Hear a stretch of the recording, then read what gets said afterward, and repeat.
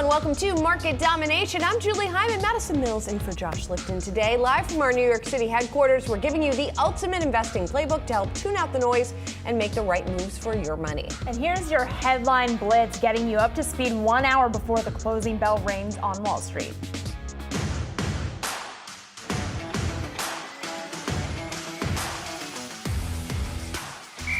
With what happened last night really emphasizes how much geopolitical risk is priced in to the price of crude right now, whether it's $5 a barrel, whether it's $10 a barrel. You can see how volatile that is. And when you break that down, if we lived in a perfect world and there was none of this risk, where would oil be trading right now? The inflation data have, obviously they've proven to be much more stubborn than I think the Fed had hoped before, and I think that's going to continue to be the case for a while. So I think it's going to be most of the year before the Fed reaches that threshold of greater confidence that Chairman Powell's established for the Fed being able to start rate cutting. The bad news is the Fed isn't going to be cutting rates, but the good news is part of the reason why is because the economy is outperforming expectations. People want to see the sub number to see how well the ad tier is doing. And now Netflix isn't going to give the sub number. So that's why there's so much anxiety. It implies to someone that there isn't really a natural transition to continue sub growth.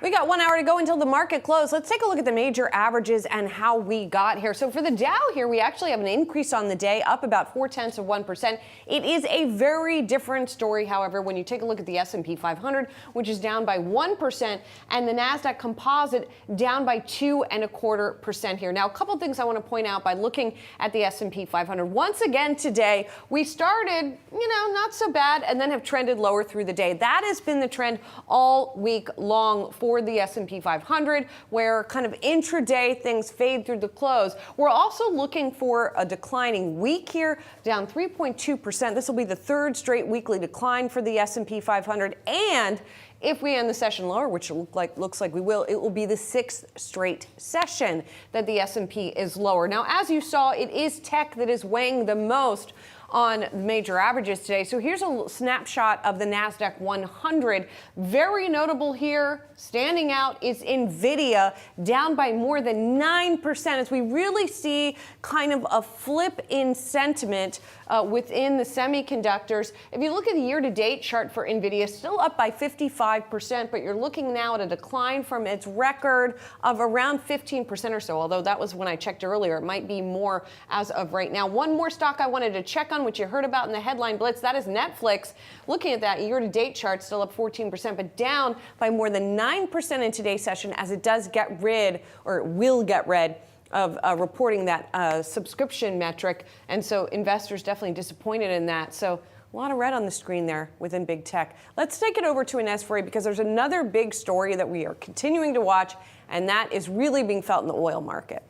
Yeah, that's right, Julie. The oil market's coming off that knee-jerk reaction today as the counterattack from Israel against Iran appeared to be limited. So we saw oil prices spike by more than $3 per barrel overnight, immediately after last night's attack, but then coming back down. Now, this past week, we saw the unwinding of that geopolitical risk premium on crude after Iran targeted Israel last weekend in an attack that left limited damages. The expectation this past week was that Israel would not strike Iran's oil production. Iran produces around 3 million barrels of oil a day, so analysts had anticipated that Israel would not strike Iran's oil production, as that would send Brent crude towards $100 per barrel. For the week, Brent and WTI have ended the week lower. This could be where the markets for now find some equilibrium.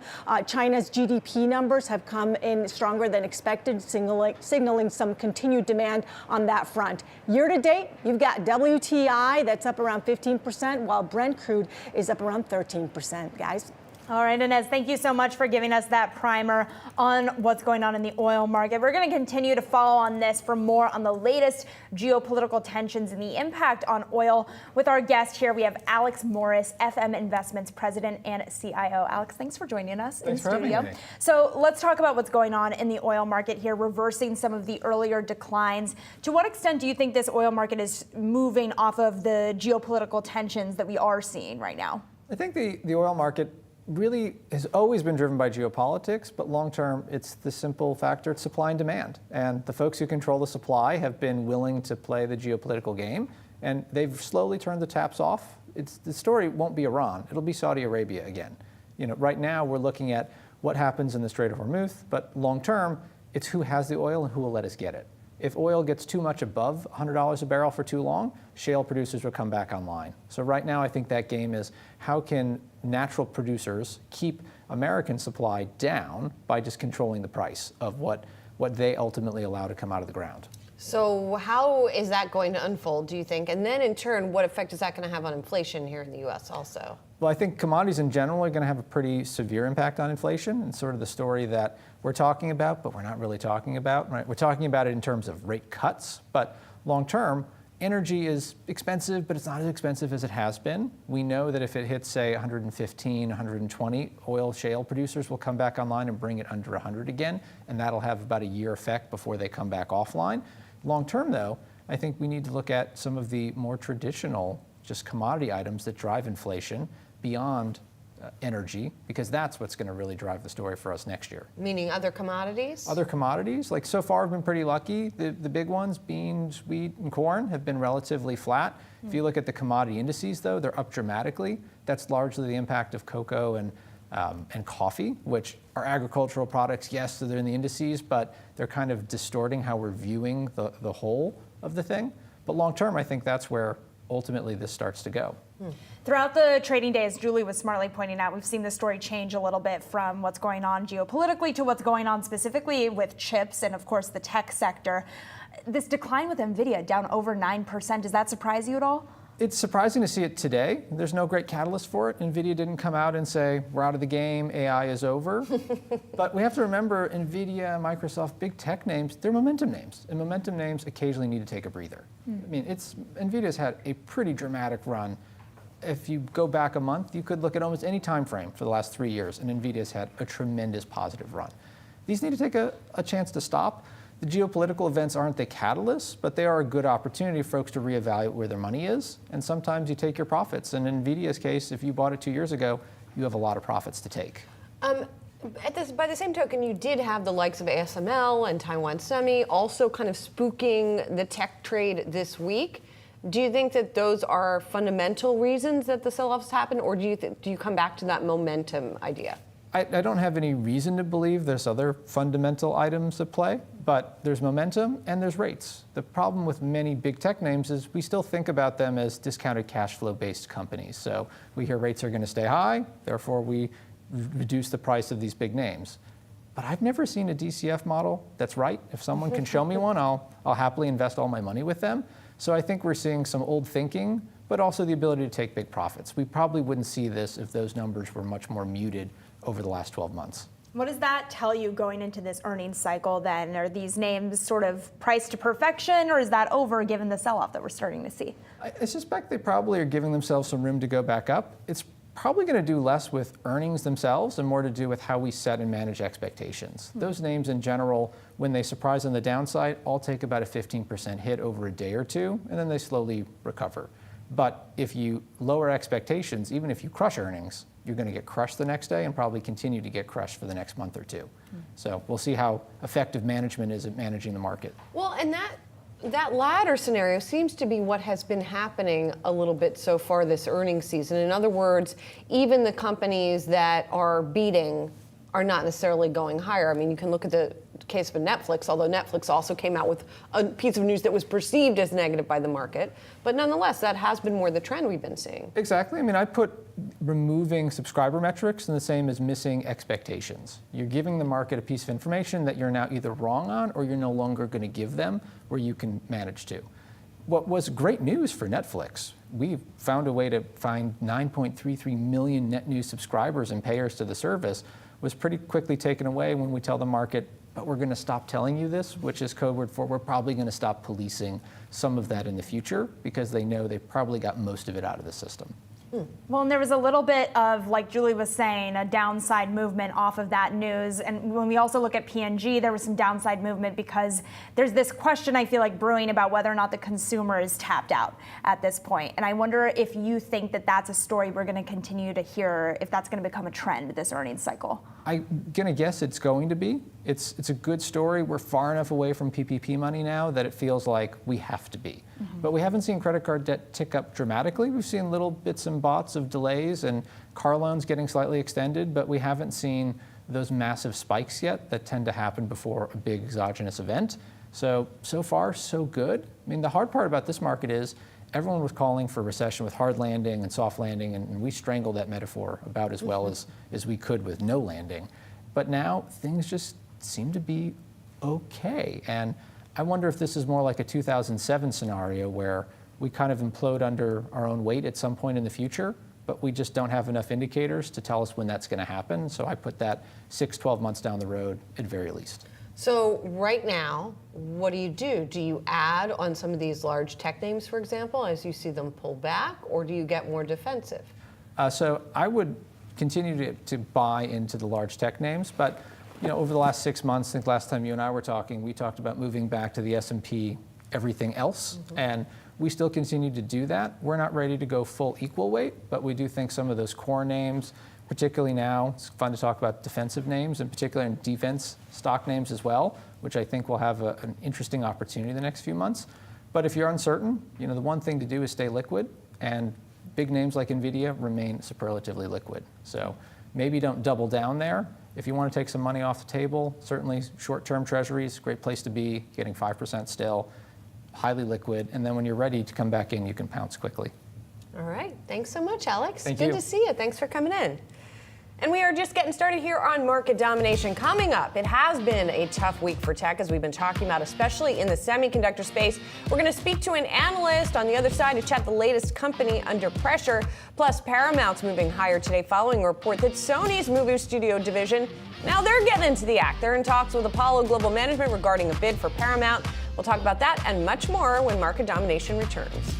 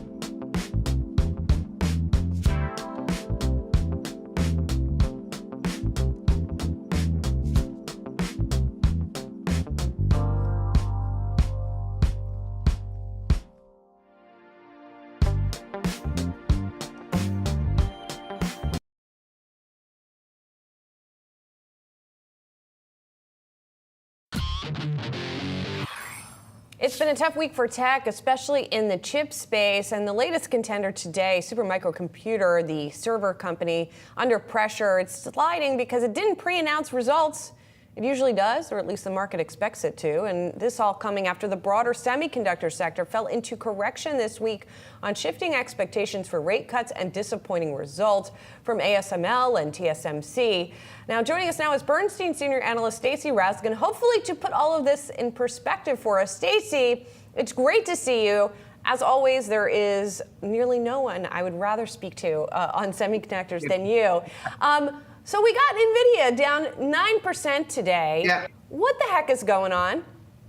I think with Nvidia, it's probably just Supermicro dragging, it's dragging the whole semi space down, and the AI names are getting hit worse. They didn't say anything, they don't report earnings for another month, frankly. I don't think it's more than that. But I mean, if you look at the industry as a whole, you're right. Things are starting to move more into a correction phase. We had reports from players like ASML and TSMC. You have to remember, outside of AI is very strong right now. The rest of the semi industry this year is not all that great, right? PCs and smartphones, they've probably hit bottom. I don't think they're getting any worse, but they're not necessarily getting a ton better right now. Data center spending outside of AI is actually quite weak. Server CPUs and networking and that sort of thing is quite weak. Industrial end markets have been very weak. Automotive, TSMC called this out. Automotive is now starting to roll over potentially. And so I think just broadly for the industry, especially given how strong it was last year, it was very strong year to date until recently.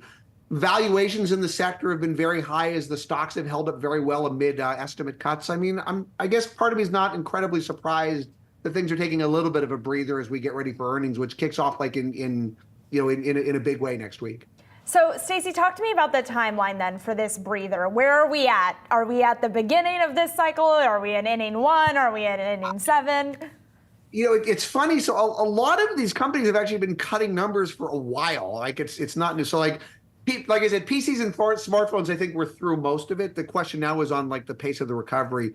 But some of the analog names, like the industrial and the auto, and some of these companies like Texas Instruments and some of their peers have already been cutting numbers for 3, 4, 5 quarters in a row. It's not like it's new. The stocks, like I said, have held up very, very well amid estimate cuts. By the semiconductor investors in general like to buy estimate cuts if they believe that the bottom is in. Usually the stocks go down first, though. In many cases over the last 6 months, amid some fairly sizable negative revisions, the stocks just haven't gone down. They've held up very, very well. And so I think if you're asking where are we in terms of the numbers cuts, hopefully we're closer to a bottom to the end of it than the beginning, because it's been going on for a while. For the stocks, though, like I said, the stocks have held in remarkably, much better than I think they ordinarily would in a typical cycle. And like I said, maybe we're starting to see a little bit of a delayed reaction, but some of it's happening. There'll be some bellwethers that report next week. Texas Instruments is kind of the first large diversified guy that reports. They're on Tuesday next week. Intel in my coverage reports on Thursday. We'll get a better view on PCs and servers and those kinds of broader markets as well. Nvidia, though, of course, doesn't report for a while until later in May. And you still have a $1,000 price target on Nvidia. Nvidia has sort of successfully portrayed itself as now separate from the semi cycle, in the different areas that you were discussing. Yeah. Is that right? Is that the right way still to think about it? Yes and no. Yes, in the sense that 80% of the revenue is data center / AI. And look, I know it's not pretty out there today, but so far most of the signs are suggesting that AI spending is still very strong, right? I mean, again, I guess people are getting nervous from some of these. They wanted to see a positive pre for some of these names, right? But I mean, in general, the spending is strong. Even guys like TSMC talked about AI spending holding up. I think they even extended their view for how far out they thought it would grow. So that market seems well. And like I said, data centers for Nvidia is 75 or 80% of their total revenues right now. So they are uniquely concentrated in that market. The stock even is not even that expensive. I mean, if the current numbers are anywhere close, it's low 30s, like multiple, on sort of a calendar 25 kind of earnings number. It's not even that expensive. It's way cheaper than it was actually before the run. I've actually made this point maybe with you guys before. as the stock has gone up a ton. By the stock is still up something like 50 or 60% year to date, even after today. Like, it's still up a ton. The estimates have gone up like far more than the stock has even gone up, and the multiple has actually come down a lot. It's actually very, very inexpensive. If the numbers are any close to being correct. Now that's clearly the fear, right? I mean, people are nervous for a stock like Nvidia that just the numbers have gone up so much, so quickly that sustainability is a question, and I get it. And like, you sort of see this stuff sometimes with these. I'm not terribly worried about it this year. I'm not even really worried about it next year. 2026, I guess we'll see. I'm also very bullish the long term on the opportunity again for them. I still think in 5 years or 10 years, we'll be talking about numbers that are materially higher than what we're talking about today. Like, what does it look like in 2 years? I'm not sure. I don't think anybody knows. But at least for now, I think the trajectory for them should hold up. I think so. On a day like today, where are the retail investors that want to get in on Nvidia when, like you say, it is at a discount? I don't know where the retail investors are, so I don't spend too much time or any time talking to the retail investors. I guess they're like, not my constituents. Why is this? I guess a better way of asking you this is like, is this dip a buying opportunity for folks? And I mean, I just can't get over that it's down 9%. And we're not seeing. Look, like I said, I think your prior guess today. It's a very large market cap, very liquid stock. Like I said, I'm not necessarily surprised to see taking a bit of a breather. It's not even, there are other things that are down more than it today. It's still up a ton year to date. It's still up a ton year over year. And if you believe in that long-term opportunity, like, these are the moments, when you would want to buy it. It's always sort of funny, everybody sort of looks like historically, like you had the opportunity 18 months ago to buy the stock at, I don't know what it was, $150 or whatever. And like, when those sorts of things happen, like, nobody ever wants to buy it. Right? So, like I said, at this point, at least, we haven't seen any changes, I think, in the fundamentals for that stock. I don't think so. Well, and Stacey, of course, it's not just a semiconductor universe of one stock, right? I mean, you mentioned Intel and AMD. You've got market performance on those guys, though, going into next week. I do notice you've got buy equivalent or outperform ratings on Qualcomm, on Nvidia, of course, on Broadcom, and on Applied Materials, which I think is interesting, especially given what we heard from ASML. So, everything's selling off. Do you think we're going to get good numbers from this collection of semiconductor companies? I think so. So look, so we've talked about Nvidia. I actually really like Broadcom. And like, by the way, for AI, actual like meaningful AI revenues, there's only two companies that are seeing actual meaningful dollars right now. It's Nvidia and Broadcom. Like that's it. Broadcom makes some of the custom chips that the hyperscalers use, and then they also have a pretty big networking play. Broadcom as well, like their Broadcom's core business is not great right now. Again, they're exposed to like data center networking and that sort of thing. It's down a lot, but the AI revenues are enough to bridge the gap, so their overall numbers are holding up. I suspect that AI trajectory for them continues to tick up as we go through the year. I think the next year for the core business, given how weak it is this year, you set up better next year. And they just closed on their VMware deal, and my guess is you see upside there, and the stock's still pretty cheap. So I really like Broadcom. For Qualcomm, like smartphones, like I said, they're pretty weak. Like they're not like necessarily getting better a lot, but they bottomed. That's good. And there's an AI story for Qualcomm as well at the edge, and we've done some work on this recently. And people are going to buy AI smartphones at a minimum. That's what will be for sale. I think at a minimum, there's a content story for Qualcomm that can help play things out. And that's an opportunity. There's also an opportunity for, if people can get excited about AI for them, there's an opportunity for multiple expansions. So I like Qualcomm. For Applied Materials, I don't think you can read too much from the ASML print to most of the other semicaps. ASML is kind of unique. At a minimum, it does look like the China stronger for longer story in semicap is still continuing. And you listen to some of the other TSMC and some of the others at least talking about their forward like process roadmaps. It doesn't look like there's been any changes to how they're planning to roll out like advanced process technologies, which should be a benefit for AMAT and some of the other semicaps as well. So we like AMAT as well. All right, lots to chew on going into all these numbers. Stacey, thank you so much. Good to see you and have a great weekend. My pleasure. Take care. All right, let us check in on some of today's other top analyst calls that we are watching. Let's talk about Wolfe Research raising its recommendation on Bank of America to outperform from peer perform, citing increased clarity on net interest income and discounted valuation versus peers. And this is part of Wolfe's sort of wrap-up note post-earnings, and that's where this increase is coming from here. So looking at the numbers, obviously net interest income was really the focus for big bank investors. And Wolfe is saying here that what we saw was a net interest income inflection for the company here, and that's why they like it. Yeah, a lot of analysts saying that maybe this was sort of the bottom when it comes to the net interest income question that was such a key data point for the big banks for this earnings cycle. It is interesting, though. I just took a look at the analyst recommendations here, and it's interesting that we have 50% holds and only 46% buys on Bank of America when they do have such a strong balance sheet. But later on in this note, they do mention that there's some questions about loans moving forward and the ability for Bank of America to kind of tease that out a little bit more. And I know that number came in a little bit lower than we anticipated from this past earnings print. So I wonder to what extent Bank of America is going to be able to extend that out moving forward. I want to talk about Ulta now because this is a fun stock. I love to talk about Ulta. Jefferies downgrading its rating on that name to a hold from buy while also lowering the price target on the company to $438 from $585.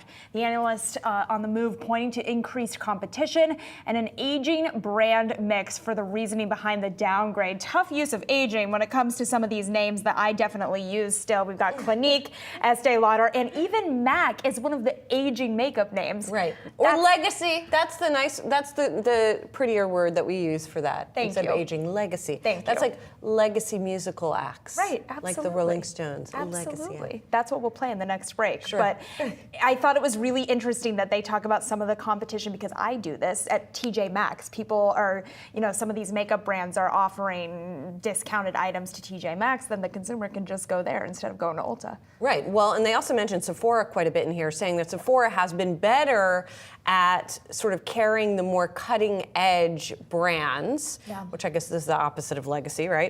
and that's where people are looking for those sort of on-trend brands. Now, Ulta, of course, recently came out and warned and really surprised the street. The stock dropped a lot, and there was a lot of sort of questions about what was going on there. And I think this note does a good job of getting at part of what could be going on at Ulta. Right, a mixed picture when it comes to, they have such a big offering of brands, so definitely a mixed picture there. But on the other side of this break, we are going to be checking in on some of today's more of those top trending tickers. We're going to continue to count down to the closing bell on Wall Street, so don't go anywhere. We've got more market domination coming right up.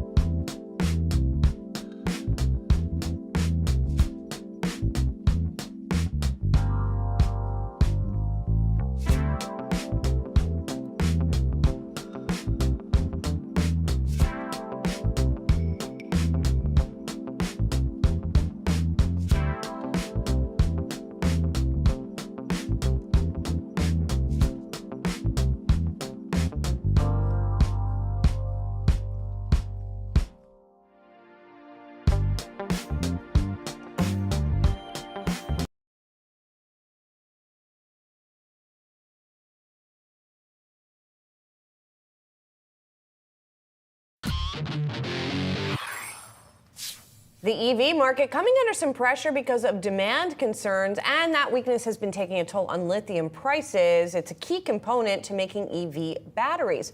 Joining us now is Ana Cabral, Sigma Lithium CEO. Sigma Lithium, one of the largest producers in the world, big producer in Brazil, listed here in the U.S. as well. Ana, thank you so much for being here. No, thank you for having me here, Julie. So it's been a very interesting time, a challenging time in the lithium industry for various reasons, because we've seen that price pullback. You guys, though, are actually expanding your production, even in the face of what's been happening with prices. Talk to us about why you're doing that. Well, that's exactly right, because it's a volume-driven growth now. Lithium is looking a lot like iron ore.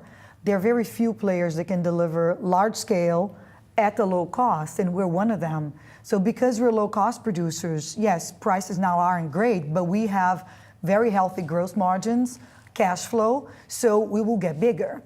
And the outcome of all of this is exactly that. I mean, demand is there in the East. The China volumes have been growing healthily, so demand is still growing double digits for lithium. And when you think about supply, though, that is the challenge. Which of the players can actually continue to deliver volumes in this low price environment? Well, only those that have very low cost. And there are very few of those. And we're one of them. And that's why we're expanding. We're doubling volumes, basically. So what's allowing you to keep those costs down, particularly in comparison with your competitors? Well, a couple of elements. I think the main one is, when you think about how efficient our operations are, we have a green tech plan where our processing costs are about 70% lower than the industry. And that is actually where we deliver, zero carbon lithium.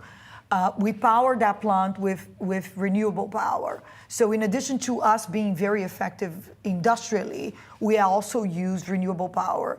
And that is a low cost, power. So ultimately, we're able to keep the equation balanced because, in mining costs, we're kind of where everyone else is. There's not a whole lot that can be done there. It's diesel, it's trucks, it's what it is.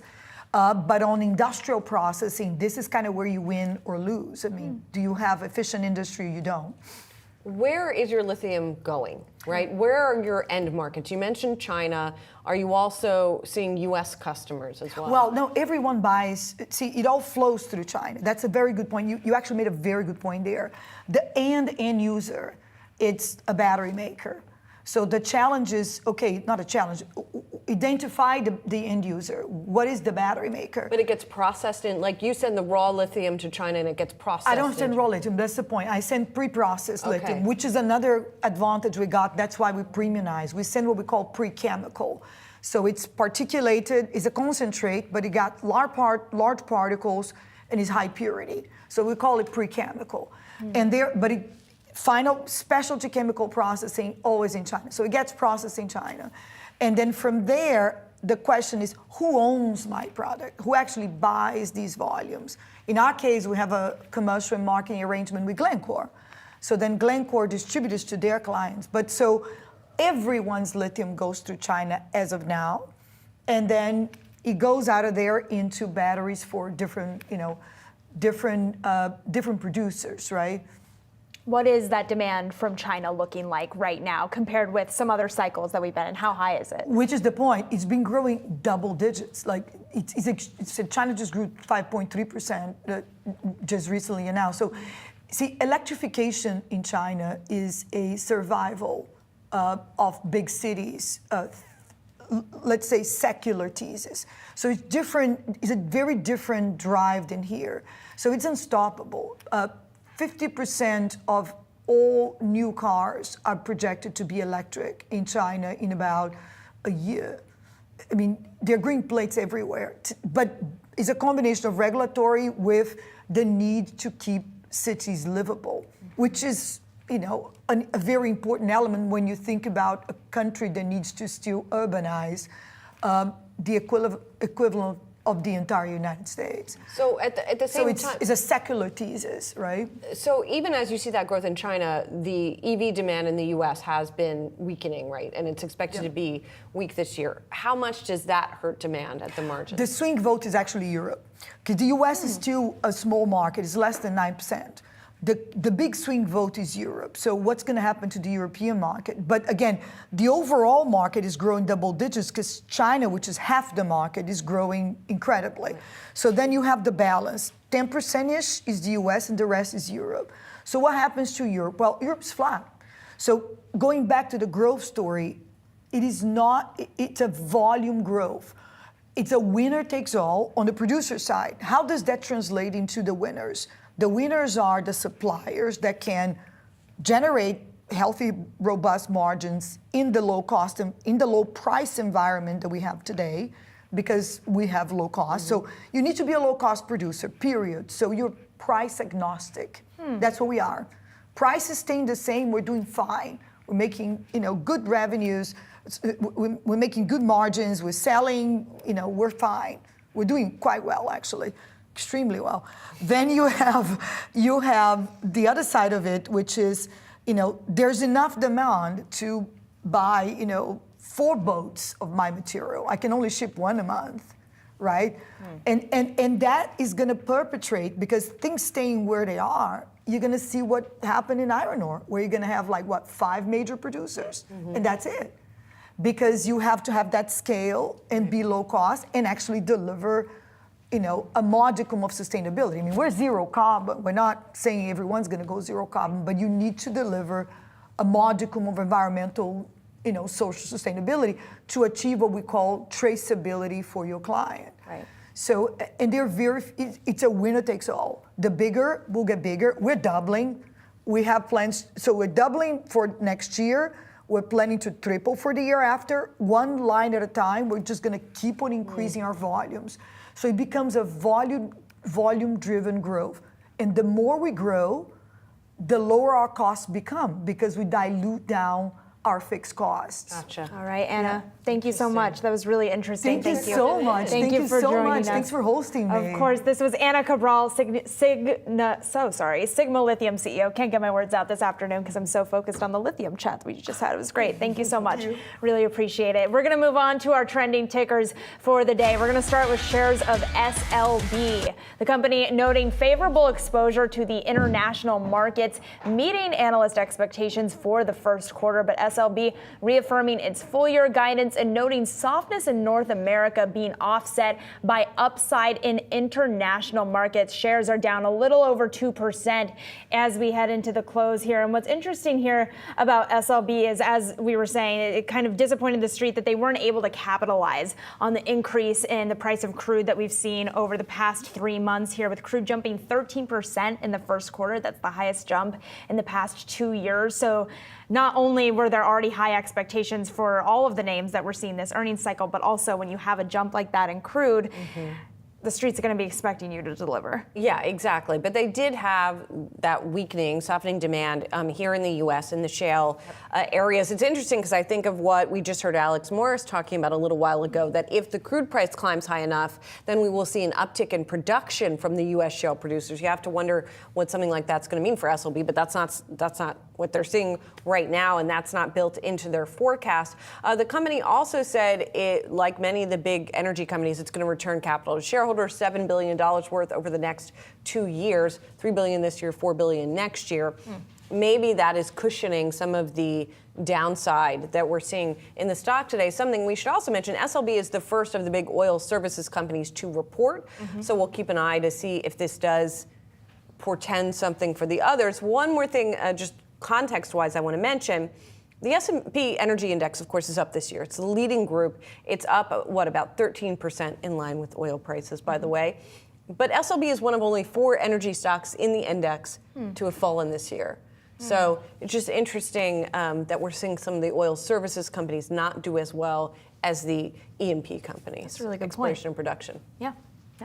Oh, I'm doing Amex. Let's talk about that one. Amex American Express shares popping after topping first quarter estimates as net card fees soared by 15%. Net card fees on those like branded cards, the extra cards, the cards that you get points with and all the extra bells and whistles. Amex is selling more of those, issuing more of those. So that's helping the company. Revenue up by 11%.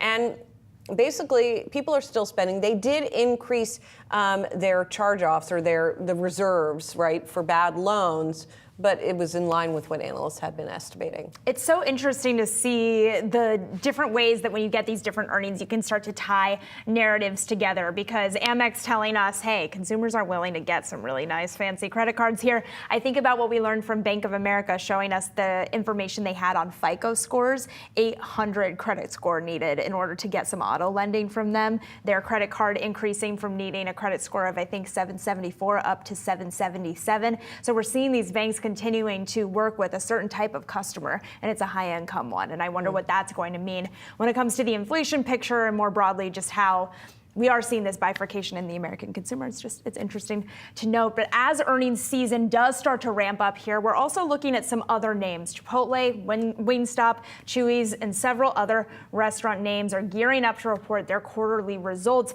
The performance check coming as consumers face the high cost of dining out, biting into all of our wallets. So here with more on how restaurants are set up against sticky inflation, we're going to speak with Stephens research analyst Jim Solera. And Jim, thank you so much for joining us. I want to talk about this inflation backdrop that we've been speaking about, it feels like, for 4 years now. But I'm curious how investors should best be positioning themselves going into earnings, specifically in the restaurant space, given that macroeconomic backdrop here. Yeah, great. Thanks for having me on. And Maddie, I think you actually brought up a really good point as we came into this segment, which is this bifurcation in consumer spending. So at the higher end, you really see consumers pushing forward and not changing much of their behavior. But at the lower end, the consumer is being much more deliberate with their purchase. And so for restaurants, I think that means you really need to look at which restaurants are differentiated from the crowd. Yeah, you mentioned Chipotle. Wingstop is another one that is seeing very strong traffic trends. And so I think as investors try to kind of slice and dice who's better positioned, you really have to start with who has a differentiated offering compared to the group as a whole. And Jim, it's Julie here. I'm also curious, you mentioned two names, that I guess are not QSR or QSRs, quick service restaurants. And I wonder, is it sort of going to be restaurant by restaurant, or can we also think about quick service versus a fast casual, Chipotle in that category? Are we going to see people migrating to lower cost offerings, or is it more that the folks who are the core customers there are just going to be spending less? Yeah, so I think if you look, it is important to look brand by brand, because you are going to have some, like I mentioned, Wingstop, that have very healthy traffic trends relative to peers. I think if you look at the value names, McDonald's, QSR, which has Burger King, and then Wendy's, they appeal to a lower end consumer. However, the risk that you run when the consumer is in a pressured position is something we call trade out, which if you think about the value ladder, you trade from a more expensive to a less expensive option, but you also run the risk of just buying more food at the grocery store. And so think about that as like you pack your lunch instead of going out to eat for lunch, or you skip breakfast. And so when we have this bifurcated consumer environment, I think it's important to understand the risk that the consumer could trade out at the lower end if they feel really pressured. And just to put a button on that, Jim, what are some of the names that are at the most risk of that trading out dynamic that you're describing? Yeah, so I think if you look, on our list, obviously Wendy's, core fast food offering. Some of the ones we don't cover, like McDonald's, also have a focus that's more oriented towards your core kind of fast food down the fairway offering, versus Chipotle that's much more differentiated and also targets a higher consumer. And Chipotle has even said they have seen growth across all income cohorts. So again, tying back to that differentiated offering, I think it's very important to have kind of a unique value proposition that the consumer can really identify with to retain that traffic. Well, and Jim, it's interesting because Chipotle is an example of a restaurant that has continued to raise prices. Costs for restaurants are rising, whether you're talking about ingredient costs, fuel costs, labor costs, right? Are we going to see, where else are we going to see potentially pricing power? Yeah, so I think you bring up a really interesting point, and this ties into some of the ways that restaurants have to sharpen their price points. So a unique dynamic that's going on right now that really hasn't existed in the past is the much more widespread availability of restaurant apps in rewards programs. And so in the past, you might have had like a value menuing offering or like a national ad that says, you know, you buy one burger, you get one half price.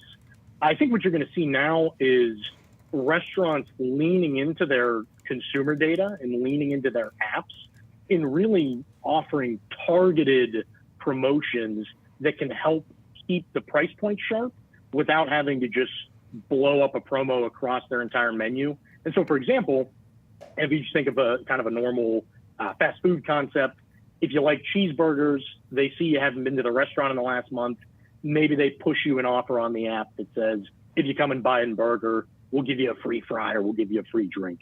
And that's something that really hasn't existed before. And so I think it allows them to be much more deliberate on pricing and much more focused on promotion so that they're still conveying value to the consumer without having it be, you know, kind of broad and less targeted across the whole menu. Gotcha. Jim, thanks so much for your insight. Appreciate it. Yeah, thanks, guys. Thanks for having me on. Coming up, it's 4:20, dude. Almost. It's tomorrow. So what better time than to take a look at cannabis stocks? We've got more in our investor playbook next.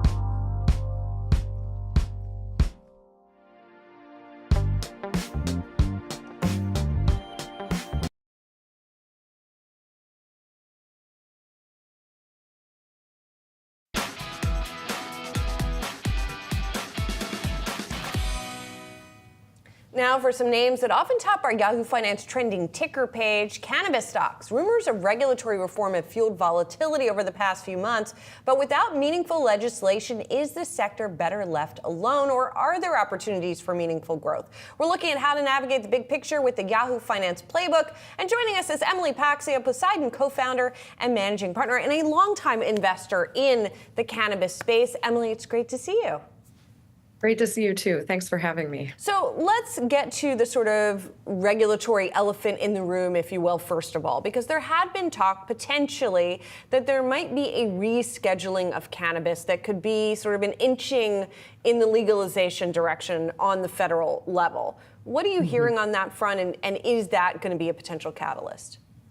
Right. So what we've heard so far and what we've read from the published HHS recommendation, I believe it's about 52 pages, is that it got a very strong endorsement for rescheduling to Schedule 3 from Schedule 1 from the HHS, and it is now in the hands of the DEA. The DEA's process is not something that we have access to, or that really anyone has access to, as far as I can ascertain from speaking with many consultants and analysts. They're going to work through their process and come out with their decision in their own due time.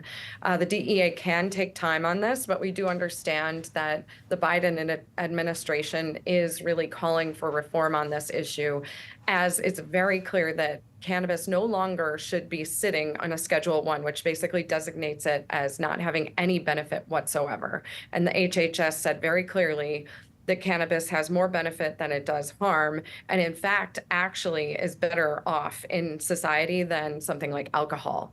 So when we think about these two analog industries, it's something we're really interested in seeing where it's going to land.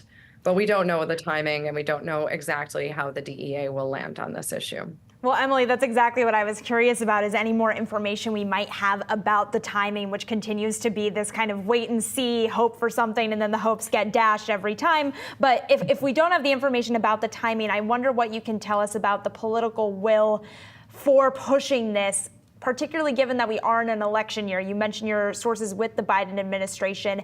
Does the election backdrop here have an impact on this? Absolutely. Cannabis is one of the only issues that polls so universally well across both sides of the aisle, actually, when it comes to the constituents. Right now, we're standing per the Gallup poll at above 70% approval rating for legalizing cannabis, especially a blend of medical and adult use. So when you're thinking about getting voters to the poll, and that number really gets even better when you're talking about younger voters. You could see how this turned out actually in the Ohio ballot initiative, where I believe it came in at about 57% approval to get their legal adult use market, which should open by June of this year.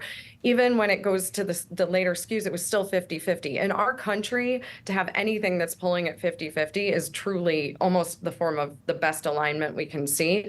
So we know the politicians will be paying attention to this going into November. Importantly, with cannabis legalization, we have several efforts running down the field. There is the rescheduling efforts, and we're hoping to see something come out of that soon. There's also the continued and loud discussions around banking reform in the legislative branch, but we've also introduced a path through the judicial branch working with Boies-Schiller Flexner to challenge the 2004-2005 case on Reich versus Gonzalez, which is about the Commerce Clause. The outcome of that case could be very important, as it basically would say that the Controlled Substance Act is overreaching into companies that are running legally and recognized as legal intrastate commerce. This case was brought in the state of Massachusetts. So the industry is taking many efforts to try to change the way this is viewed at the federal level. Interestingly, things that are catalytic that change the volume of capital flowing into the industry are very top-down. We hear from investors that they're paying attention to these federal reform signals. But what we're also really interested in is the state-to-state catalysts that really actually open up the markets and improve the business fundamentals. So up next, we've got Ohio. So Emily, put all this together for us. Where, in terms of the publicly traded companies, are you seeing the best opportunities right now? Right. So we've been in this industry for 10 years investing plus, actually. And so we've always been really long focused, fundamental focused. And right now, the way that we feel the safest, that's our banking act that never gets through, is to allocate into companies that we see having offering longevity. And so we look at balance sheets, we look at their SG&A containment, we look at their gross margins and the way that they think about capital allocation on CapEx. So companies that we like for that are things like GTI, Green Thumb Industries, Verano, we like TerraSend. We also like Ascend Wellness Holdings. And some of these companies do have some work to do in terms of cleaning up some prior debt that they have, restructuring that to make it more favorable and giving them more time. But, you know, we do have faith in these teams as they've been at this a while, and things like this don't surprise them. They go into this knowing what they have to do preemptively. And so there are a couple of names that we are focused on for those quality aspects. We also really do look at the assets that they have in the portfolio and how that can unlock growth. And so certain companies like Ascend, TerraSend, GTI, who have significant exposure in Ohio, or Air is another one. In Ohio, those are companies who should see the benefit of those states turning on in the near term. All right, Emily, thank you so much for joining us. We're going to have to leave it there. Emily Paxi, Poseidon co-founder and managing partner. Thanks so much. Thank you. Now, investors can keep an eye on the cannabis sector with the Yahoo Finance watch list. Head to our site for a curated list of tickers to watch in the cannabis space.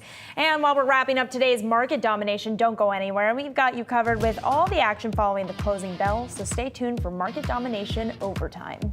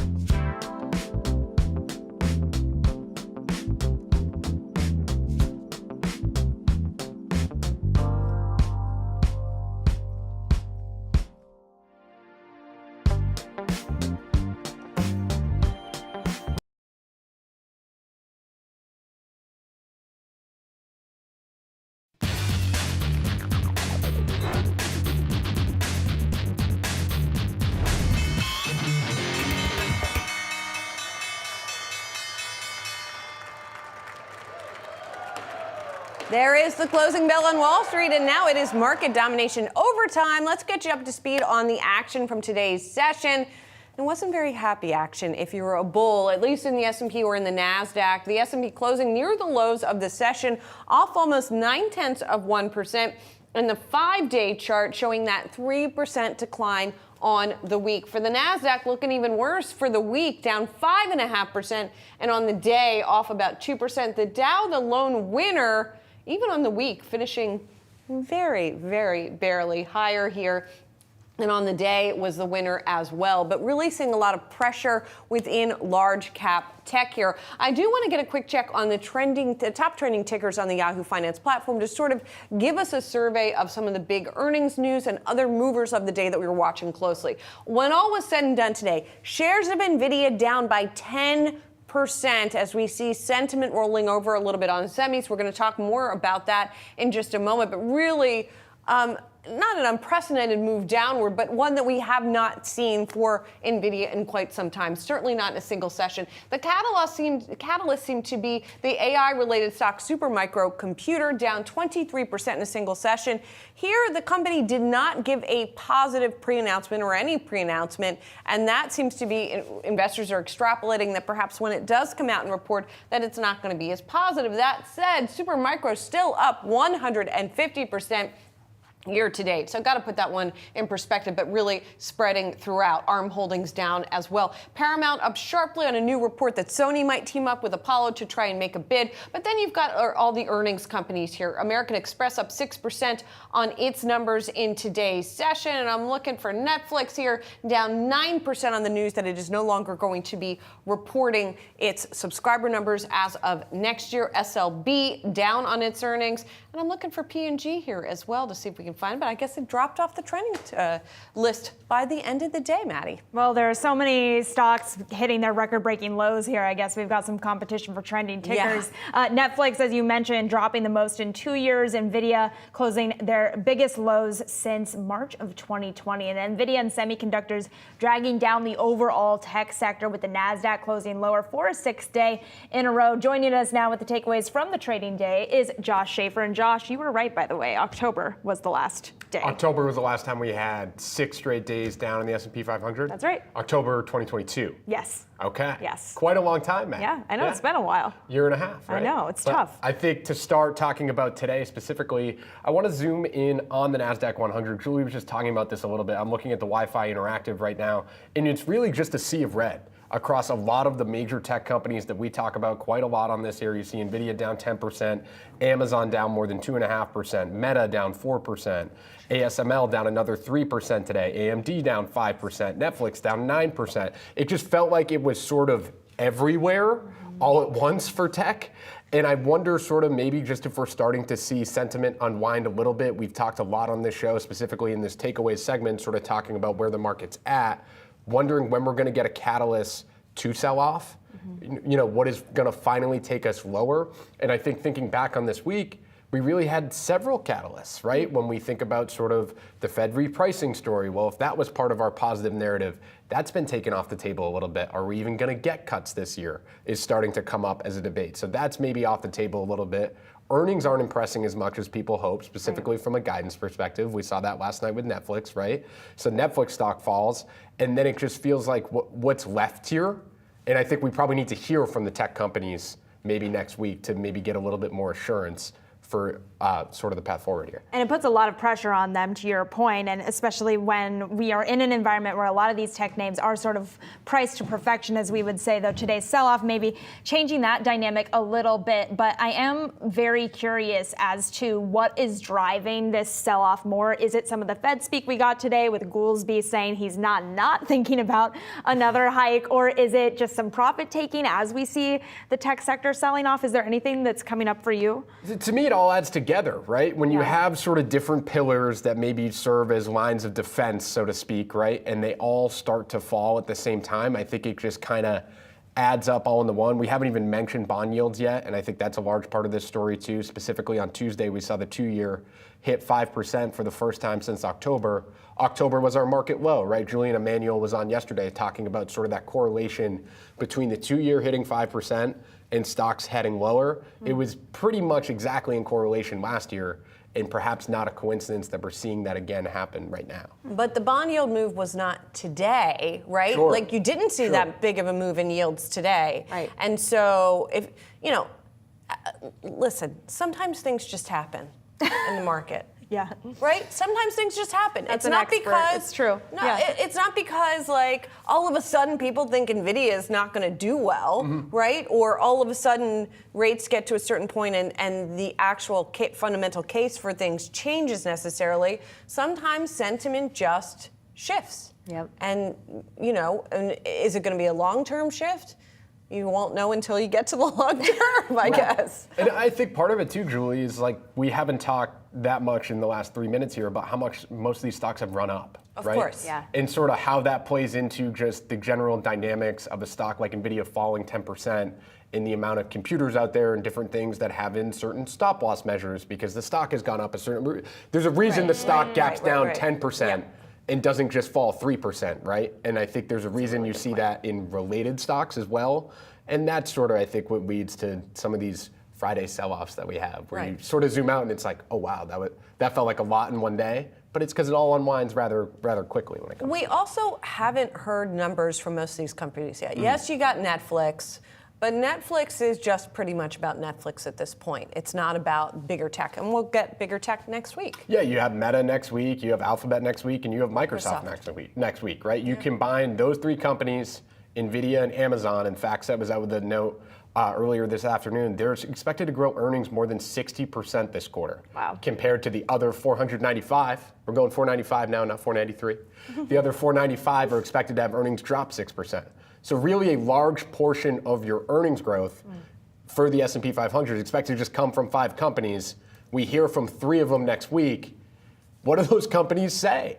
And those companies have had the ability to sort of, if we're talking about maybe sentiment here and a little bit of vibes, those companies have had the ability in the past on their earnings call to give investors a little bit more confidence when talking about the future and talking about the big AI theme and that sort of thing.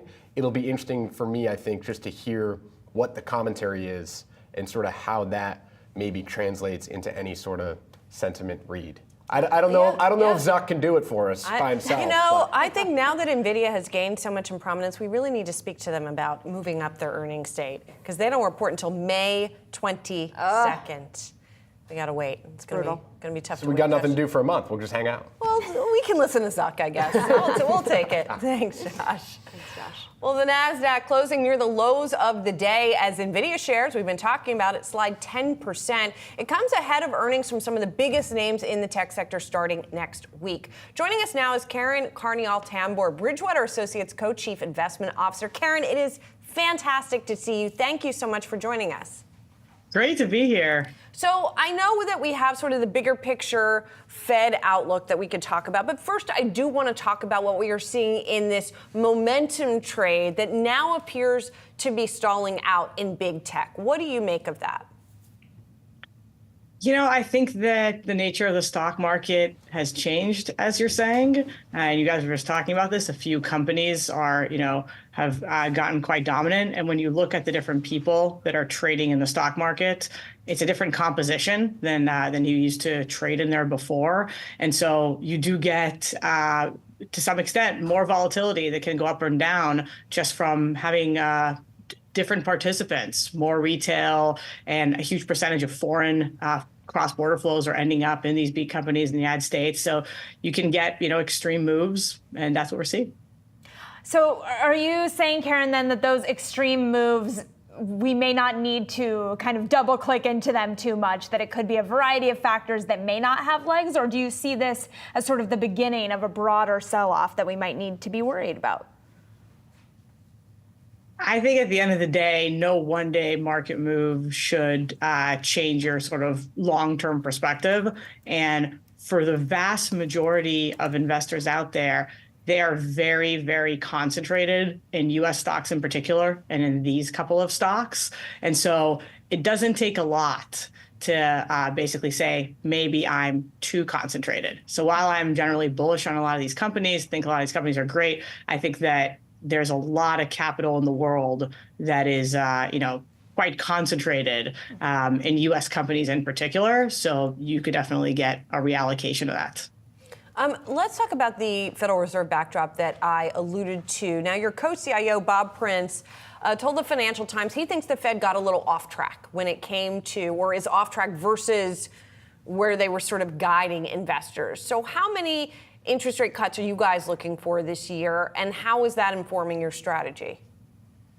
I mean, look, I think that the pricing was just so extreme up to very much a little while ago, saying that you're going to get a very significant number of cuts into an environment of strong nominal growth, meaning strong growth and inflation still being kind of above where you'd ideally want it to be. And now the pricing shifted meaningfully to much less easing, much more reasonable.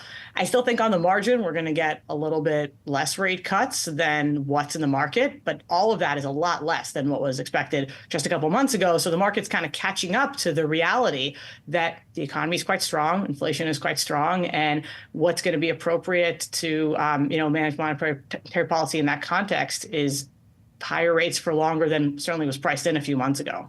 Okay, so the picture you're painting here, whether you're talking about market concentration or this outlook for the Fed, paints a picture of volatility, right? So if you're an investor, and you guys at Bridgewater are among the smartest, how do you think about how to manage around that, or how are you changing your framework to sort of adapt?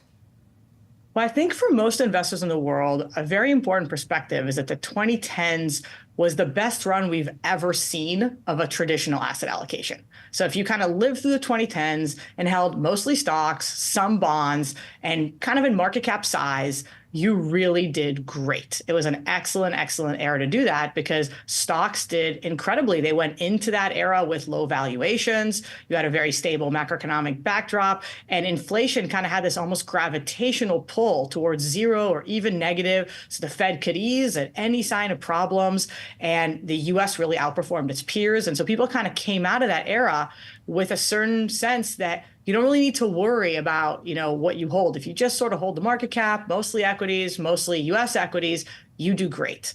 And I don't think you have to take a big bet on the future to say that environment may not repeat itself. We're going into the 2020s looking very different from that. Valuations are much more stretched.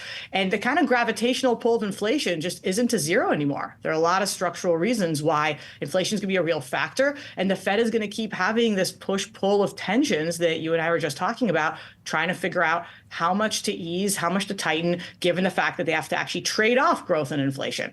So in all of that, that really means you got to build a more resilient portfolio. You got to ask yourself different questions than you did over this long period where a very traditional portfolio just performed really well, and rethink your asset allocation going into this kind of new environment. Okay, so what does building a resilient portfolio look like? Is this a return to more traditional stock picking compared to just put everything in an ETF and it'll go up? What does that look like in practice? So I'd say the goal of a more resilient portfolio is first and foremost to have a narrow range of outcomes, to say, I don't know how the world is going to look. I know that the way the world did look in the 2010s, my portfolio did great, but I don't know how it's going to look in the future. So I want more resilience to different outcomes that might occur. And I think the main levers investors sort of hold to do that, first of all, they can just shift their asset allocation. Most investors are very concentrated in stocks. And for example, one reason is that bonds were kind of uninvestable. You couldn't make any returns. Whereas today, you can make a lot of your goals through holding bonds with just, a little bit of picking above that, whether it's credit spreads or alpha above that, suddenly becomes a viable asset class to look at again. And so that's, one way of looking at it. Another is just kind of moving away from such extreme concentration in equities to say, how can I be more balanced? Look at issues like commodities, things that can make me more diversified to what might come. The second thing you can do is you can say, even within what I hold, I can prioritize resilience. So if I'm holding a lot of stocks, I can not just do stock picking, but ask what kind of stocks are likely to be more resilient, whatever comes. So what companies are going to do better if inflation remains more of a factor than it was? Who can pass on those cost increases to their customers? What companies are going to do better regardless of exactly how fast the Fed tightens and what happens to the economy? And a lot of companies have shifted in sort of, who's going to do better and poorly under those environments, prioritizing that in stock picking. And the third, which is the most difficult, is to actually say, whatever I hold, what's going to really do well when everything else falls? What are sort of almost tail hedging or things that'll really do well when other things do poorly? That's the most difficult because it really is about timing the markets and choosing when are you going to be able to do something that's going to offset your vulnerabilities. And Karen, I know you talked a little bit earlier in the year, or I guess wrote a little bit earlier in the year about the importance of looking globally as well. You know, we tend to sort of be biased towards the U.S. U.S. investors tend to be, at least on the retail level. Where should they be looking internationally for opportunities right now? The biggest place by far that is ignored by U.S. investors from my perspective is Asia, because look, the U.S. markets are the biggest in the world. It makes a lot of sense that people are here. The next biggest markets are in Europe, which, while somewhat diversifying, have an economy, monetary policy, inflation that is much closer to the U.S. You start going to Asia, whether it's Japan, China, other Asian economies, you get still pretty big markets, but ones that fundamentally have different things driving them. They have an economy, they have a monetary policy, they have inflationary conditions that are just different. So there's more room to run, and you're getting much bigger valuation differences, where you can kind of say very similar companies get better valuations in the US than in other places. If companies just shifted their listing to the US, they suddenly will do better. And so I think Asia has the most opportunities that are kind of untapped because the markets are just somewhat ignored to give you really fundamental diversification, because you're just investing in a different place with different conditions, with different drivers. So if you're vulnerable to something in one place, it might just not be happening in another at the same time. All right, Karen, we're going to have to leave it there, but thank you so much for your insights. Really appreciate you joining us. Thank you. Now, Bitcoin's halving event is expected to happen this weekend. The event will cut the amount of new Bitcoin available on a daily basis in half, a blow for mining companies. Bitcoin's price right now hovering right around the 64,000 mark, but up nearly a percentage point on the day here. But Julie, this morning we had CleanSpark's CEO on our earlier programs telling our colleagues that this macro reaction is happening because of the macro here. But the bounce back is also becoming amidst those net outflows that we're seeing at Grayscale. I know you're so familiar in this space. Those record outflows hitting $1.6 billion today, down 50% since the open. He said that that's not only impacting Bitcoin, but also impacting these mining companies. So I'm curious to see whether or not this halving event has a similar impact to what we've seen in terms of like the outflows at Grayscale, or if it's a nothing burger for the miners and they've already priced it in. It's hard to tell what is going to happen. I mean, you're talking about effectively that the reward they get per Bitcoin is going in half. So like they're doing exactly the same thing, and they're going to be making half what they did on that exact same thing. So we talked with the Riot blockchain CEO earlier in the week, or was it last week, and he acknowledged that, and he said, but we're counting on the price going up over the long term. Right. And that's how you make it back. And historically, that is what has happened after halvings. Sometimes Bitcoin falls in the short term, sometimes it rises, but in the longer term, a year from halving, Bitcoin has historically been up. So that's what they're betting on, and that's what Bitcoin investors are betting on. But, past history is no guarantee of future results. So, that's what has tended to happen. Will it happen again? We'll see. I mean, they've had 4 years to prepare, so maybe that has an impact on it. But it's a great point that I know a lot of your guests have mirrored, which is just they're going to stay in it no matter what. So whatever happens, whatever. Yeah, as Michael Saylor said, whoever owns the most Bitcoin wins. There you go. All right, coming up, Trump Media CEO Devin Nunes warning the stock could be the target of naked short selling. We'll have more on that when market domination over time comes back.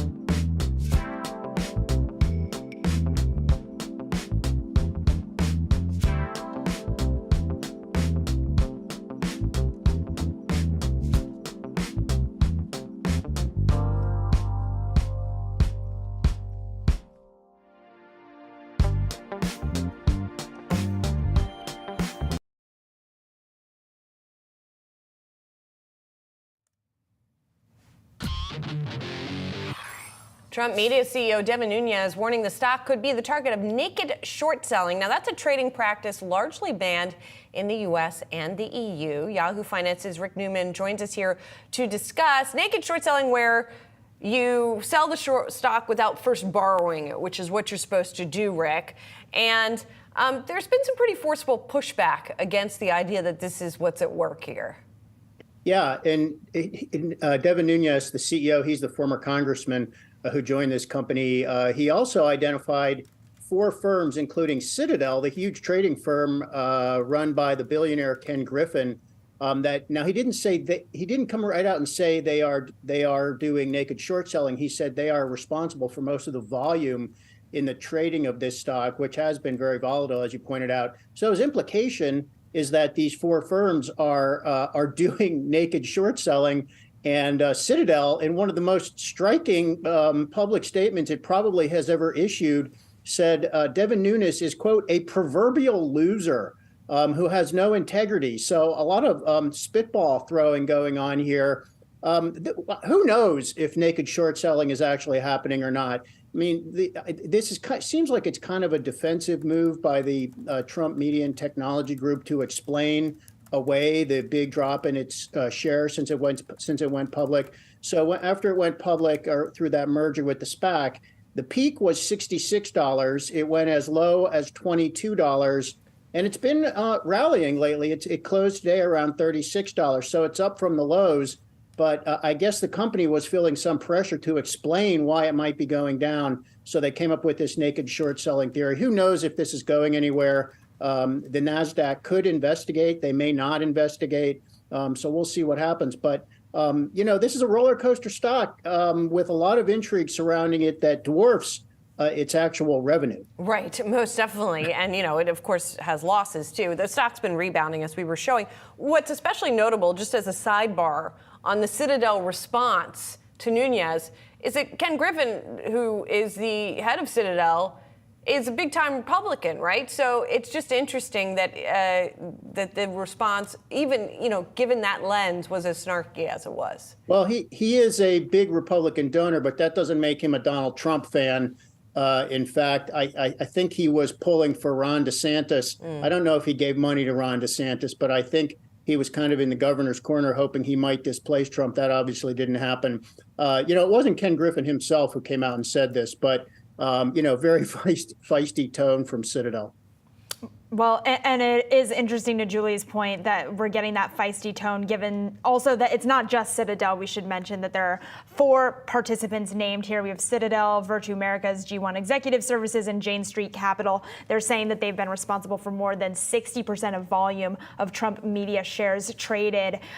Rick, is there anything else that we should know about those other 4 firms that were mentioned here and the degree to which this is really the volume, that much of the volume is something that can be attributed to those firms?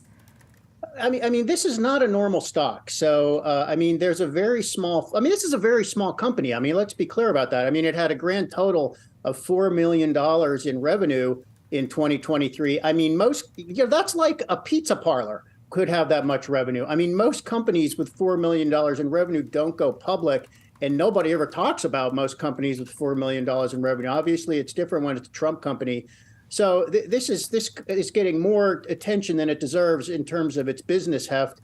But it's one of the peculiarities here is there is not a lot of stock to trade. A lot of the stock is still held by insiders who have to wait 6 months before they can sell.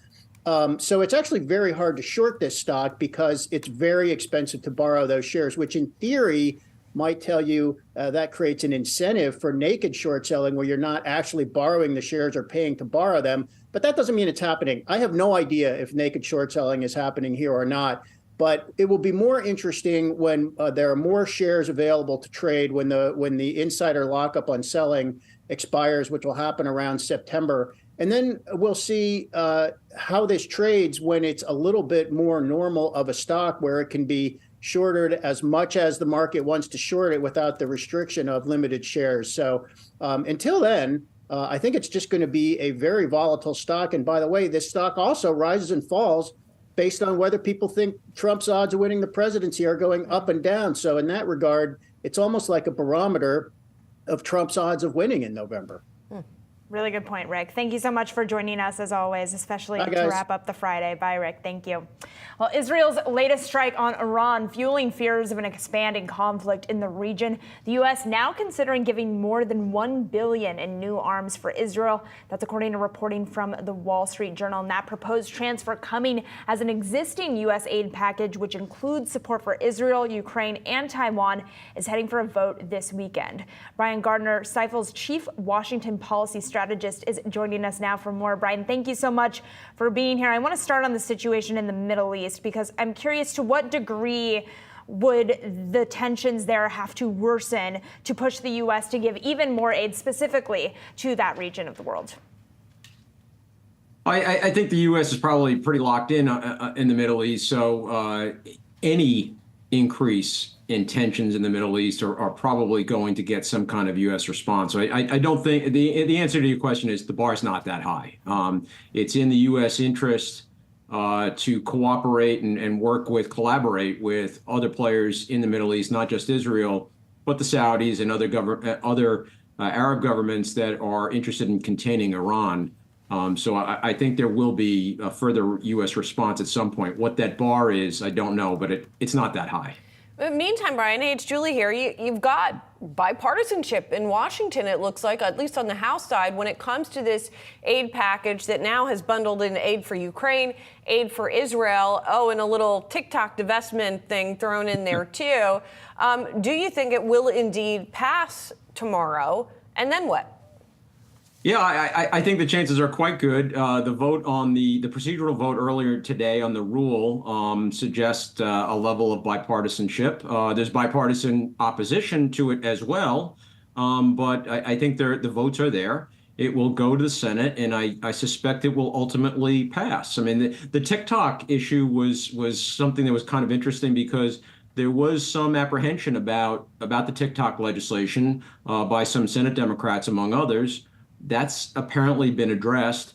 So you're going to have a series of individual votes on these different bills. They're going to be cobbled together, merged together, sent to the Senate. I think it passes. So I think over the next couple of days, we'll have more Ukraine funding, more Israel funding for Taiwan, and the TikTok issue as well. Is it going to cost Mike Johnson his speakership? I don't think so. So I think it makes it more likely that there will actually be a vote to remove him. I think that vote probably fails. This vote probably fails because I think Democrats will step up, enough Democrats will step up, oppose the motion to vacate. The problem for the speaker is later on, what the rest of the agenda looks like for the remainder of 2024. Now, there's not a ton of must-do legislation until the end of the year after the election. But to the extent that Republicans want to put up a bunch of messaging bills kind of going into the election, if there were to be a subsequent effort by Republicans to remove Johnson, Democrats may later not feel as friendly towards Johnson, willing to support him. So he survives for now, but he does have to be careful as we go through the rest of the year. Given some of the challenges that you're mentioning in terms of the division, I'm curious the degree to which something like the TikTok ban is a thread that we're willing to see lawmakers pull because it is one of the few bipartisan things that we can see get done in Congress right now. And to that degree, are we going to continue to see China coming up as one of the areas where we do see some agreement on policy moving forward through the rest of the year? Yeah, I think there is a chance for bipartisan legislation related to China, and I've thought that for a while, pre-TikTok. There is a bipartisan and has been a bipartisan competition for which party can look toughest on China. That helps advance China-related legislation. It also creates a problem. Can one side outdo the other, and you get to a point where the whole thing any legislation falls apart. But there is legislation that passed this past week out of the House Ways and Means Committee related to China trade. It passed on a partisan, not a bipartisan basis.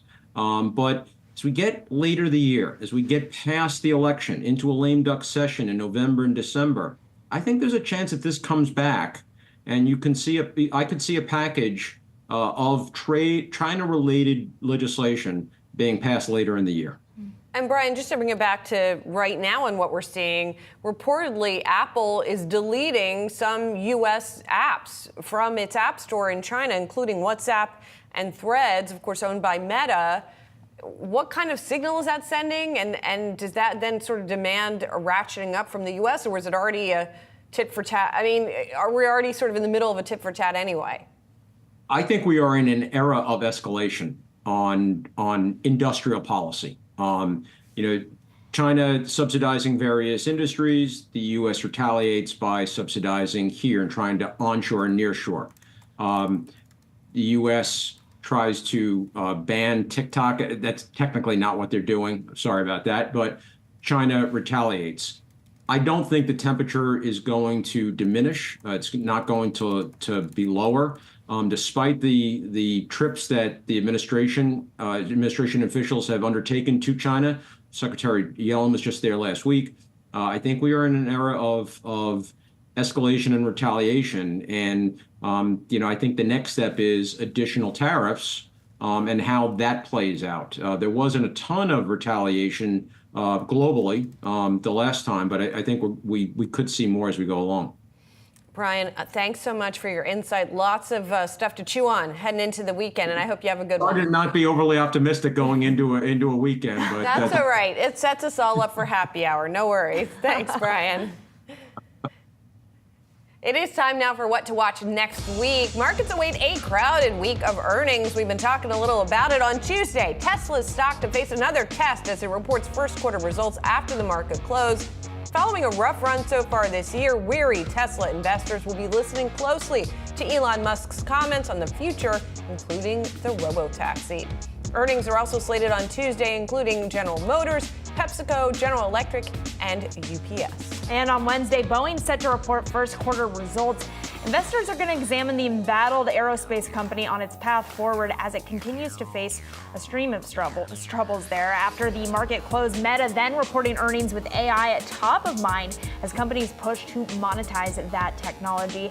Alphabet and Microsoft also providing investors with their latest AI visions, wrapping up the week for those big tech results. And then on Friday, a pulse on the oil market as Chevron and ExxonMobil are set to post their first quarter results. Meanwhile, on the economic front, the Fed's preferred inflation gauge is due out on Friday morning. Always exciting when we get that data coming out. Julie, I'll definitely be setting my alarm clock for that morning. I'm sure we'll have an early show as well, so that'll be fun. I'm sure that we will. PCE for the win. All right, that'll do it for today's Market Domination Overtime. Be sure to come back on Monday for all of your coverage leading up to and after the closing bell. And stay tuned for more Yahoo Finance on the other side.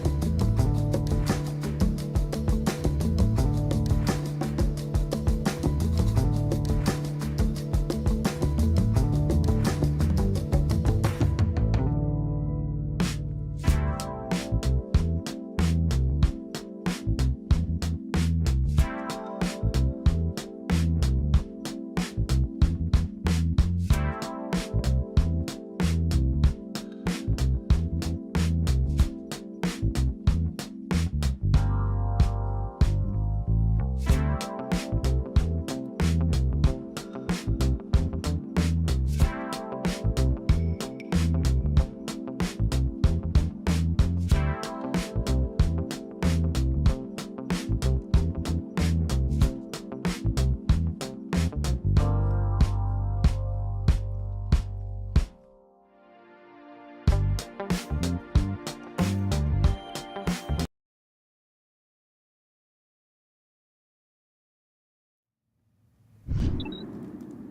United Auto Workers Union is eyeing a significant milestone. Auto workers at a Volkswagen plant in Tennessee are voting on union membership. A win for the UAW as it looks to spread unions beyond Detroit-owned automakers, or it would be a win if they win. Arthur Wheaton is Cornell University Director of Labor Studies, and he's joining us now for more on this. Art, thanks for being here. So as you look at this vote, you know, Volkswagen, not sort of as iconic a name as GM and Ford and the other unionized automakers in the U.S., but what kind of significance does this vote have?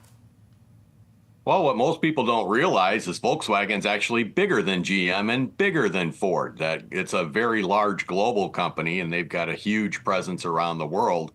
But yeah, it doesn't have a lot of market share in the U.S. It makes a big difference if the UAW can start organizing some of the foreign-owned companies here in the U.S. outside of just the Detroit Three. And Art, what are the potential implications, not just in terms of the number of Toyota workers impacted here, but just in terms of the U.S. auto industry moving forward? What could that look like?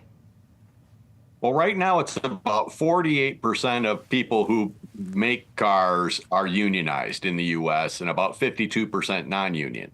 So if the UAW can get a majority and increase that number that are unionized, it gives them more leverage at the bargaining table, and they're able to say, well, this is what the UAW rate is. The others will try to pay higher to keep up with what that is to avoid a union organizing drive. So that's part of what's driving this now. How do you think the vote is going to go? Do you think the UAW is going to get there?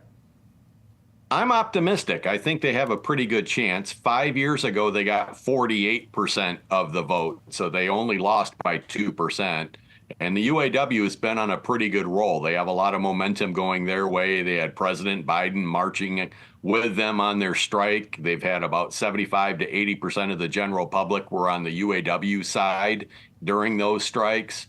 And I think the general sentiment towards unions, according to Gallup, is the highest since the 60s. So I think there's a pretty good chance. That's not a lot more they have to increase to be able to win recognition. Right. Well, it's a really good point, and forgive me, I mentioned Toyota earlier, and I meant obviously Volkswagen, but I want to talk about another automaker here, which is Tesla. And earlier this week, we had reports after layoffs that Elon Musk came out and apologized for the lower than expected severance packages for some of the individuals laid off. I wonder if a situation like that to you is read as something that could lead to a higher chance of unionization efforts coming for Tesla moving forward as well.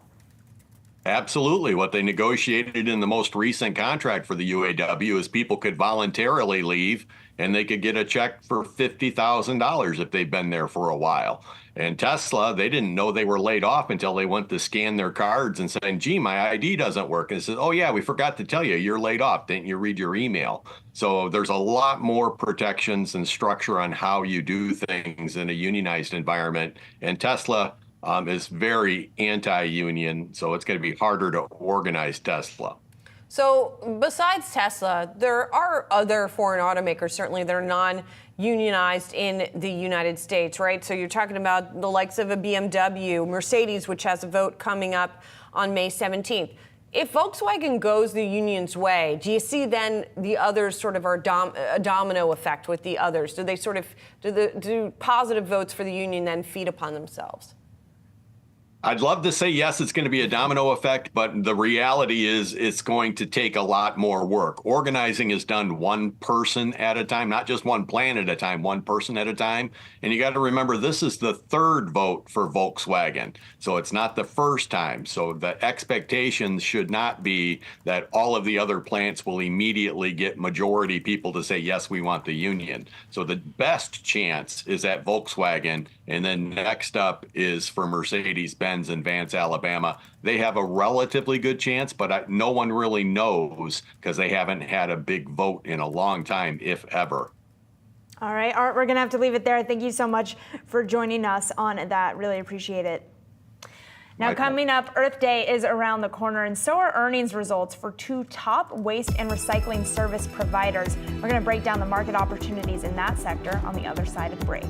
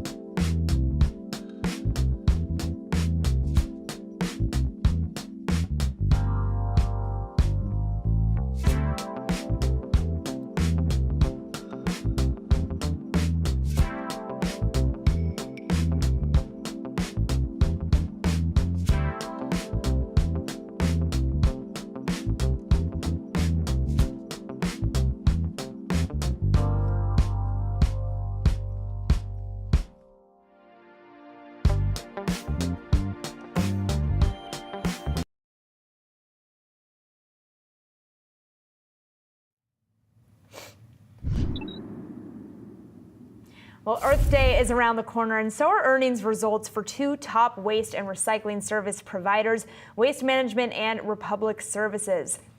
As these companies look to reach their environmental friendly goals, we're digging into the market opportunities via sustainability efforts. Joining us now to discuss, we have Tony Perrotta, PA Consulting Sustainability and Regenerative Economy Expert. Tony, thanks so much for being here with us. I want to talk to you about this stat you mentioned in your notes. You say that there's a $12 trillion market opportunity in achieving global sustainability goals. How are the two companies we just mentioned, Waste Management and Republic Services, preparing to capitalize off of that? Absolutely. First, thank you for having me.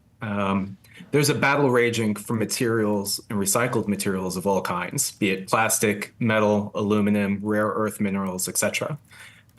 Companies like Waste Management and Republic Services have the ability to take the landfills of today and turn them into the urban gold mines of tomorrow.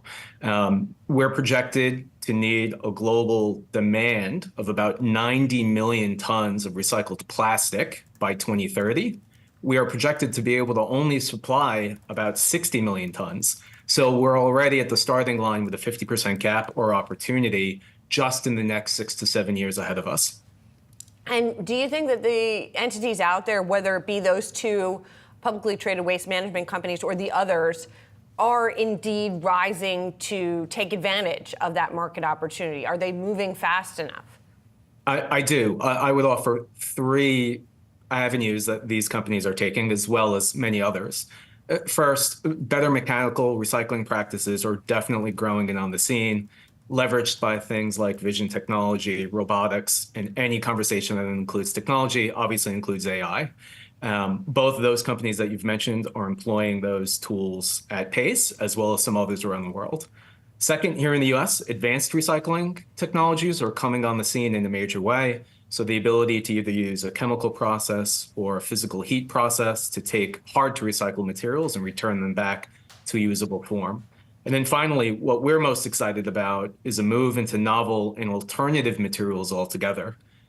In this realm, you've got things like seaweeds, alginates, and plant-based fibers, some amazing examples like Not PLA, and a company that we've partnered with, Polpak, which uses plant-based fibers to replace plastics. And I'm curious, I know you have a really good picture on what's going on in terms of recycling and unique solutions in the space. Just because we have Earth Day coming up, and I know that I could be improving my recycling to put it out there, what are some of the biggest mistakes that you see people making, and what do you advise people to do in your own life to make sure that they are recycling correctly? Absolutely. So consumers can and should evaluate their options for sustainability, where they are in their own journey today. So, for example, in the world of fashion, 3D printing is an amazing technology, but not everyone can afford an Oliver Charles 3D printed t-shirt. Alternatively, we've got cold laundry detergent available that lowers your carbon footprint, as well as now comes in what is considered a more sustainable package. So I think consumers really need to consider where they are in their personal journey and what they can do for their family and their convenience needs. More importantly, in our opinion, global brands are embracing the fact that consumers want and expect them to do more. For years, the narrative has been, we have to educate the consumer on how to dispose of our product. I think that's finally shifted to what can we do to make this easier and make sustainability irresistible. Well, and Tony, finally on that note as well, it feels like there has been a certain amount of public cynicism and skepticism that has crept in about recycling. There have been stories out there over the past few years that the stuff you're throwing in your bin isn't really getting recycled. So I wonder if you have seen a decrease in the amount that people are recycling as a result, or if these companies have managed to sort of fight against that perception successfully. But there's definitely been a perception at the consumer level, this notion of wish cycling. I'm throwing things into a bin with the hope and expectation that something comes of that material is certainly true. However, we are seeing increased recycling rates. There are a number of states in the US that have just doubled the bottle return offering. So Connecticut, for example, has doubled it to 10 cents. There are amazing new alternatives, again, in the world of technology to be able to collect that material. These are extraordinarily complex systems-based challenges. All technology takes a ramp-up period. That combined with the novel and alternative material landscape in the world of material science, I think leads me to be very pragmatically optimistic. All right, Tony, we're going to have to leave it there, but thank you so much for that primer. Really appreciate it. That was Tony Perrotta joining us. Now, coming up, we have a busy week in the GLP-1 space. We're going to dive into the latest on the other side of this break. So stick around for more Yahoo Finance on the other side.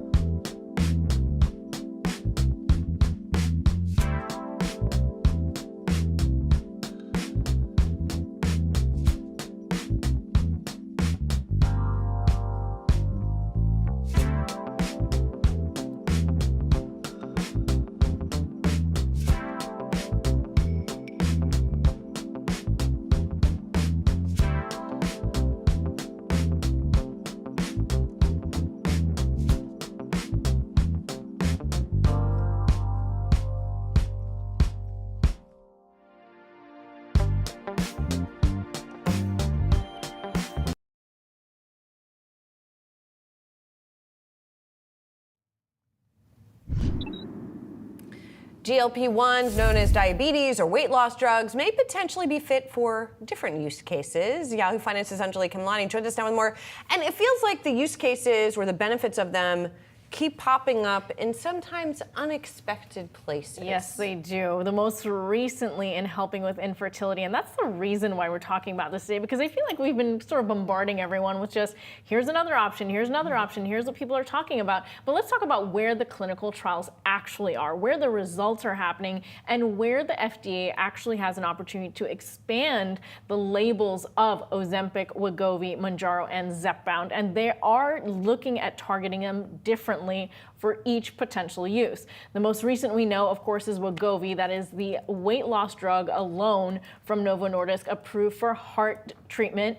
Ozempic, which is Novo Nordisk's diabetes drug, is currently in clinical trial for kidney treatment for those with diabetes and who are also overweight. And then Zepbound, recently we got results for sleep apnea benefits this week, and that's Eli Lilly's weight loss only drug. So I'm marking them out because we have to keep track of these. There's very different uses, very different labels, different prescriptions as a result. Meanwhile, clinical trials ongoing by either Novo or Lilly or even the NIH for all of these conditions that you see on your screen. So infertility, Alzheimer's, bone fractures, even skin conditions, obesity in kids, and even to check of the safety in breastfeeding mothers so that if they want to get back on it post-birth, they can do that as well. Wow. Is there any other drug historically that wasn't in the realm of like last turn of the century quackery that has had this many different kind of varied indications? They do say stuff like statins that have been used for heart, like they have multiple uses. They compare it to that, but this is where and why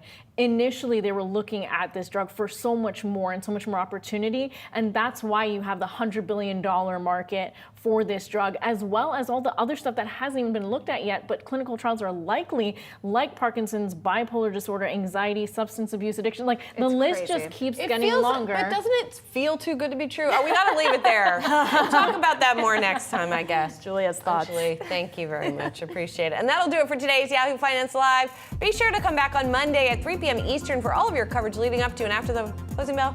Let's get a little shot of me and Maddie to close us out. Oh, what an honor. Thanks for doing this today. Thanks for having me. A treat as always. Have a great weekend, everybody.